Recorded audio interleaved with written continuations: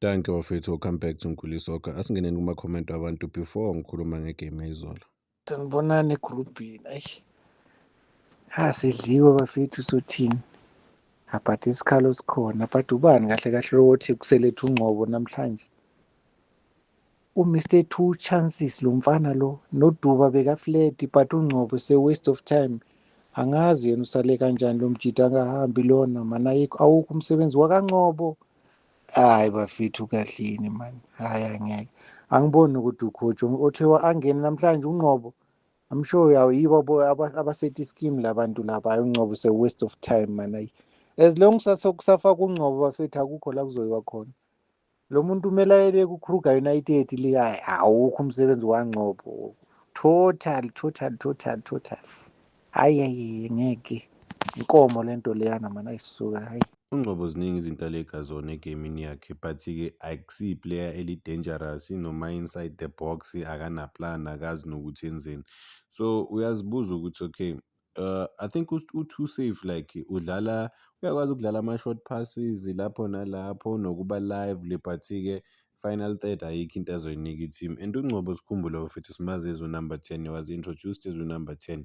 Siyafuna ukuyibona leyo creativity from yena. Unfortunate part ukuthi asiyibonanga i-creativity kakhulu kaNgcobo from laphana eswini. But it's not just uNgcobo bafethu, maningi amajita ahlulekile ukushaya ama-passes agudi. Ubani nalo mfethu uLebohang Maboe ayikho into ayenzile, like uyahluleka nokushaya lawo ma-through pass. Angazi bafuna ukudlala ama-passes asafe nje kuphela bafowethu. Akekho umuntu oshaya i-through pass, ayingakho ama-through pass esiwabonile. I didn't see many through pass. Khona la ubona esayidini lakaPhila, I can't remember if bokuwuPhila or uMdusha Balala mebebamba ibhola ungene ngama-last minute ubanike i-option laphana ukuthi nginike shaya i-dangerous pass mfethu. Don't be afraid ukuluza ibhola. Wonke umuntu ufuna ukushaya outside the box. Akekho umuntu ofuna ukushaya i-through pass, akekho umuntu ofuna ukushaya ipass ukubheka iplay ukuthi ubani omuvayo ubani ongamuvi, i-movement kwenzakalani. As for Mtasingwa naye is too safe, simbonile. And I said this thing when this guy was introduced after simbonile, ngabona ukuthi okay udlala ama-passes naye safe kakhulu. Kaizer Chiefs izowa-dominate ama-game amaningi, but you have the ball but awunaplan. Into esiyibonile ku-Kaizer Chiefs, they dominated the ball, dominated the play. There was nothing i-Golden Arrows offerayo ngempela kuleya game leya, but-ke i-Kaizer Chiefs beyingazi nokuthi yenzeni ngebhola. Ekhona abe-impressive ama-passes from i-Arrows, but beyizifele i-Golden Arrows. If uThabiso Munyani akadlali ku-Kaizer Chiefs, i-team ayidlali. Kaizer Chiefs idlala ngama-side kuphela cabanga. Idlala ngoThabiso Munyani from right back. uThabiso Munyani emele enze iplan, emele avuke laphana emaqandeni uThabiso Munyani. Once waqala ukuvuka kuba ngathi kuba ne-movement-ke ngoba akasabi ukufaka. Uye is one of the few people few players abangasabi ukufaka ibhola laphana ebhokisini. uLebohang Maboe alikho ibhola alifaka ebhokisini. Ama-midfielders we-Kaizer Chiefs wekho amabhola bawafaka ebhokisini.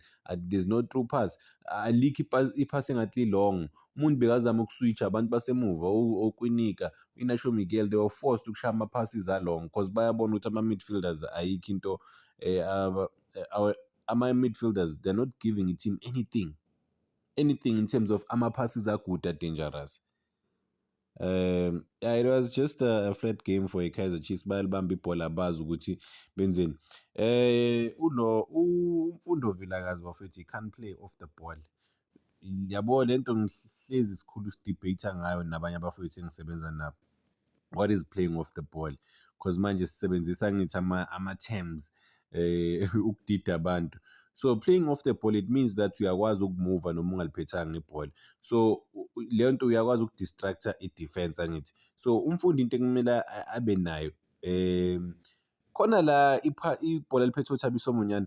Umfundo Vilakazi if umuva to ispace bafethu uyi-1 bamshaya nge-through percent. Hayi umfundo Vilakazi angimazi noma uyakhohlwa ukuthi usegroundini akamuvi neplay, because once you move i-team iba more dangerous because ubanika leyo nto leyo na ukuthi okay ngikhona, bangafocus nje kimi nje kuphela, ngiyakwazi ukungena laphana ebhokisini. Yabo le side lakhe if umfundi usesayidini, if akami lapha esayidini uzomuva kancane abe close to the box, but akamuvi neplay. uThabiso Munyani uba nama-options amaningi bafowethu, but umfundo u-static uhlezi esendaweni eyi-one, asimbone endaweni la obona ukuthi okay uzolimaza ama-opponents, asimboni kulawo ma-side lawo.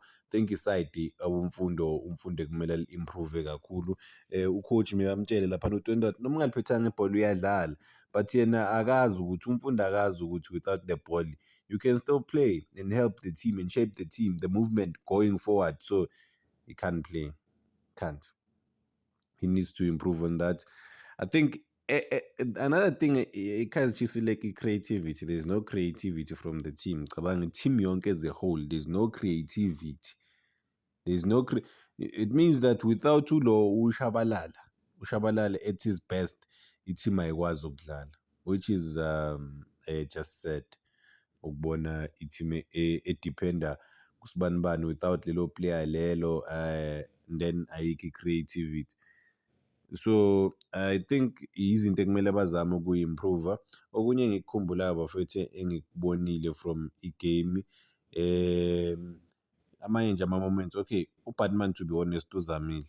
Siyazi ukuthi izinto uye umuntu bengathi u-create leyo element of danger cause he was not afraid to be direct, afake ibhola or alicross ibhola, but amajita amaningi bafethu angidisappointile kule game le. Kaizer Chiefs bengenza kangcono kakhulu. Abanye they would say yeah, it was not their day, but you can't connect ama-passes good. UFrost la ugudi mephethe ibhola naye ugudi me-overlapper, but he can't naye akakwazi ukumaka.